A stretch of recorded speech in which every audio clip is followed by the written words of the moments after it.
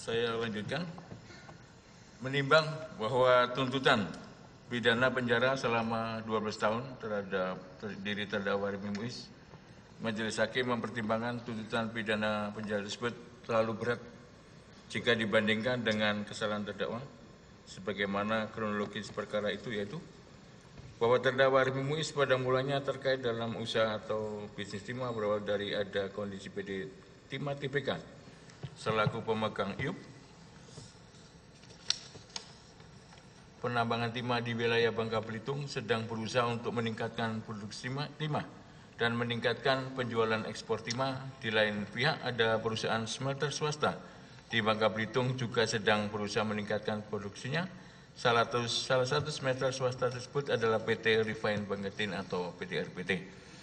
Bahwa terdakwa apabila dikaitkan dengan PT RBT, jika ada pertemuan dengan PT Timah TBK, terdakwa tampil mewakili dan atas nama PT RBT, namun terdakwa tidak termasuk dalam struktur pengurus PT RBT, terdakwa tidak masuk komisaris, tidak masuk dalam direksi, serta bukan pemegang saham. Terdakwa beralasan hanya bermaksud membantu temannya, yaitu Direktur Utama Suparta, karena terdakwa memiliki pengalaman mengelola usaha tambang batubara di Kalimantan.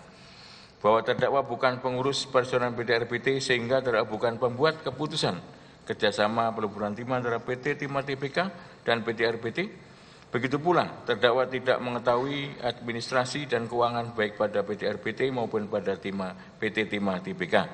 Bahwa dengan keadaan tersebut, terdakwa tidak berperan besar dalam hubungan kerjasama peleburan timah antara PT Timah TBK dengan PT RBT maupun dengan para pengusaha smelter peleburan timah lainnya yang menjalin kerjasama dengan PT Timah TBK. Bahwa PT Timah TBK dan PT RBT bukan penambang ilegal. Keduanya memiliki IUP dan IUJP. Pihak yang melakukan penambangan ilegal adalah masyarakat yang jumlahnya ribuan orang. Menimbang bahwa berdasarkan fakta tersebut, sehingga Majelis Hakim berpendapat tuntutan pidana penjara yang diajukan penuntut terhadap diri terdakwa Arifin Muiz, kemudian terdakwa Suparta dan terdakwa Reza Andriansa terlalu tinggi dan harus dikurangi. Kemudian mengenai tadi pasal yang sudah dipertimbangkan, kita sudah sebutkan, tadi dibacakan oleh anggota. Selanjutnya, silakan berdiri terdakwa Arifin Muiz saja. Ya, nanti selanjutnya Bapaknya. Mengadili, satu, menyatakan terdakwa Arifin Muiz terbukti secara sah dan meyakinkan bersalah melakukan tindak pidana korupsi yang dilakukan secara bersama-sama dan melakukan tindak pidana pencucian uang yang dilakukan secara bersama-sama sebagaimana dalam dakwaan ke-1 primer dan dakwaan kedua primer. 2, menjatuhkan pidana kepada terdakwa dengan pidana penjara selama 6 tahun dan 6 bulan dan denda sebesar 1 miliar rupiah dengan ketentuan apabila denda tersebut tidak dibayar akan diganti dengan pidana kurungan selama berapa tadi, Pak? 2 tahun. Bukan yang ini. Ya, 6 ya. Selama 6 bulan. Menghukum terdakwa untuk membayar uang pengganti kerugian keuangan negara sebesar 210 miliar rupiah dengan ketentuan jika terpidana tidak membayar uang pengganti selama paling lama 1 tahun setelah putusan pengadilan memperoleh kekuatan hukum tetap, maka harta bendanya dapat disita oleh jaksa dan dilelang untuk menutupi uang pengganti tersebut.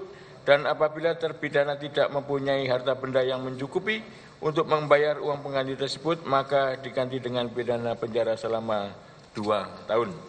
Menetapkan masa penahanan yang telah jalani terdakwa dikurangkan seluruhnya dari pidana yang dijatuhkan. Memerintahkan terdakwa tetap berada dalam tahanan ya. Kemudian mengenai barang bukti ya, kita konform, kita sama dengan penuntut umum ya semuanya. Kemudian membebankan kepada terdakwa untuk membayar biaya perkara sebesar Rp7.500.